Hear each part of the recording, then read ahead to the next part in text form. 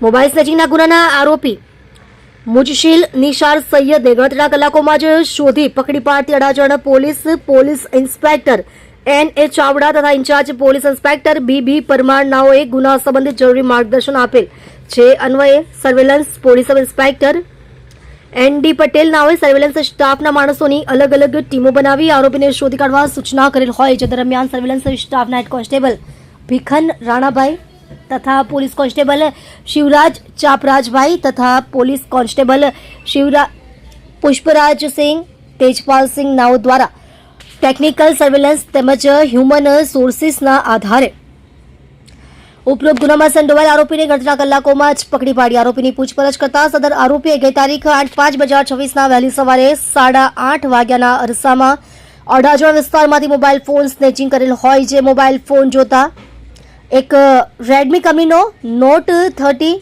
મોડલનો સફેદ કલરનો mobile phone જેની આશરે કિંમત ₹8,000ની છે. તેમજ આરોપીએ ગુનાના કામે ઉપયોગમાં લીધેલ એક કાળા કલરનું સુઝુકી કંપનીનું ઝિક્સર મોટરસાયકલ જેની કિંમત ₹52,000ની ગણી શકાય તે જે મળી કુલ કિંમત ₹60,000નો મુદ્દામાલ આરોપી પાસેથી કબજે કરવામાં આવેલ છે. જે મોબાઈલ ફોન આરોપીએ સ્નેચિંગ કરેલ હોવાની કબૂલાત કરતો હોય અડાજણ પોલીસ સ્ટેશનના મોબાઈલ સ્નેચિંગના ગુનાના આરોપી મુજમિલ નિસાર સૈયદ ઉંમર વર્ષ 23 ધંધો મજૂરી રહે ભેસ્તાન SMC આવાસ ડિંડોલી સુરત શહેરને ગણતરીના કલાકોમાં જ પકડી પાડી કાયદેસરની કાર્યવાહી કરેલ છે.